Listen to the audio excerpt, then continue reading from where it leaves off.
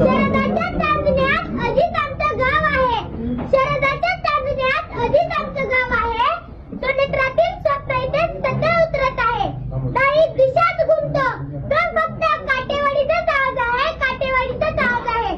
नमस्कार, मी देवस प्रंत लखन पाथरकर, जिल्हा परिषद प्राथमिक शाळा काटेवाडी, इयत्ता दुसरीचा विद्यार्थी. विषय मांडत आहे जास्त राजा अजितदादा पवार.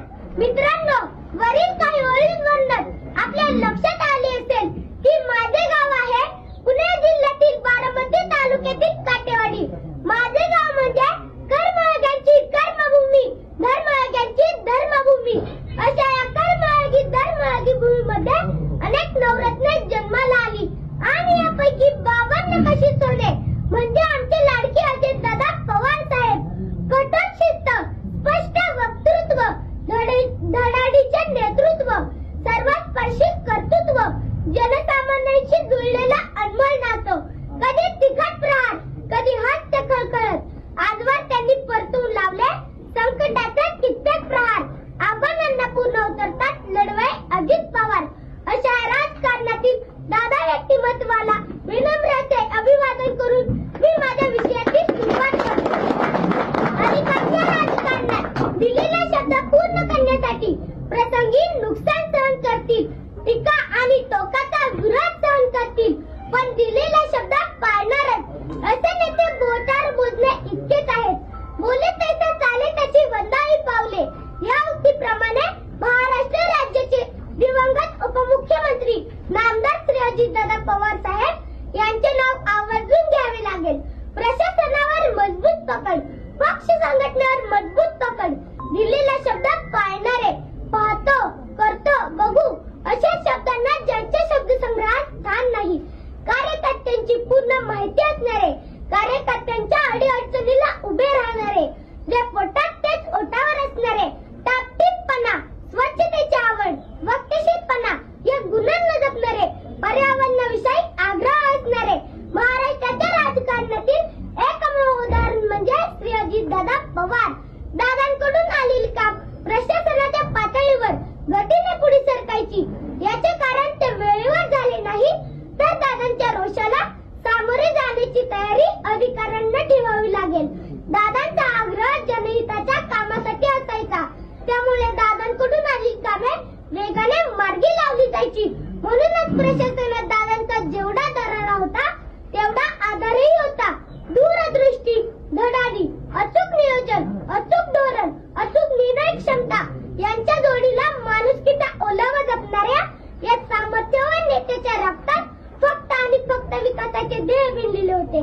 पिंपरी चिंचवड आणि बारामती सारख्या शहराच्या शिरावर डोळे दिपून टाकणाऱ्या, विकास कामाचे कोंदण लावणाऱ्या अजितदादांच्या हातात राज्याची सत्ता आल्यानंतर महाराष्ट्राची प्रगती ही तितक्याच जोमाने होऊ लागली. यात मात्र शंका नाही. संपूर्ण महाराष्ट्रात दादांना आणि त्यांच्या कार्यपद्धतीला मानणारा मोठा वर्ग आहे.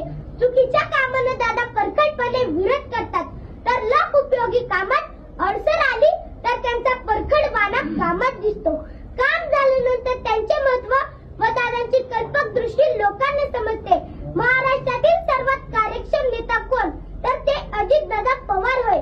सकाळी 6 वाजता कामाची सुरुवात केली, रात्री 1-1:30 वाजेपर्यंत वर्षातील सर्व दिवस सलग काम करण्याची क्षमता असलेला एकही नेता राज्यात सापडणार नाही. प्रचंड प्रवास, दिवसभरात हजारो लोकांना भेटणे, अधिकाऱ्यांच्या सलग बैठका घेणे अशी सगळी कामे दादा तितक्याच कार्यक्षमतेने करत होते. म्हणूनच मी म्हणेन, अशा अनेक गुणांनी संपन्न असलेले माझे दादा एक अद्भुत रसायन होते. अजितदादा हे दूरदर्शी, वास्तूक विशारद होते. बारामती, पिंपरी चिंचवड अशा शहरांना घडवत असताना सोना ज्याप्रमाणे दागिन्याची कलाकुसर करतो, त्याच बारकाईने प्रकल्पाच्या अंमलबजावणीवर लक्ष ठेवले. या प्रकल्पाच्या भव्यतेमुळे ही शहरे आज महाराष्ट्रात एक नवीन ओळख निर्माण करीत आहे. अचूकता, कलाकुसर आणि गुणवत्ता यांचा मेळ साधत दादाने एखाद्या वास्तूक विशारद प्रमाणे ही शहरे घडवली आहे. ज्ञानपीठ पुरस्कार प्राप्त श्रेष्ठ कवी विंदा करंदीकर यांची प्रसिद्ध कविता मला आठवते. जनतेच्या हृदयामध्ये अन्यायाची कळ आहे, जनतेच्या बहुमध्ये सागराचे जनतेची कळ आणि जनतेच्या भाऊमध्ये सागराचे बळ ज्याला ओळखता येते तोच लोकप्रमुख राज्यकर्ता होऊ शकतो. राज्यकर्त्याचे हे गुण लक्षण ज्याला यथार्थपणे लागू पडले असे राजकारणातील एक नाव म्हणजे श्री अजितदादा पवार. महाराष्ट्राचे माजी मुख्यमंत्री वसंतदादा नाईक यांच्यानंतर महाराष्ट्राच्या राजकारणात दादा म्हणून मिरवण्याचा मान मिळाला तो फक्त अजितदादांना. आपला स्पष्ट वक्तव्यपणा आणि सडेतोड वक्तृत्वाने महाराष्ट्राला हलविणारे दादा हे माझ्यासाठी आणि उभ्या महाराष्ट्रासाठी कायमच आदराचे स्थान असतील. आम्ही त्यांच्याकडे आदर्श म्हणून पाहतो. म्हणूनच अजितदादांच्या बाबतीत म्हणावे लागेल, you can love him, hate him, but you can't ignore हिम.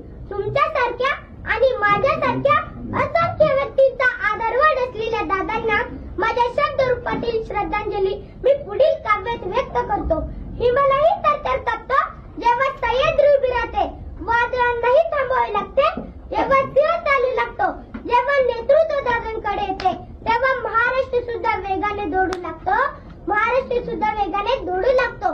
जाता जाता एवढेच म्हणे, बलशाली व महाराष्ट्र नवा, अजितदादांचा मुख्यमंत्री व्हावा.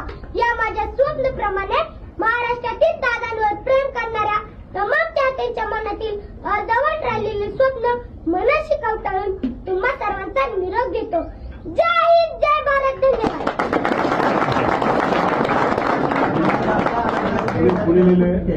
दादा का आपल्याकडे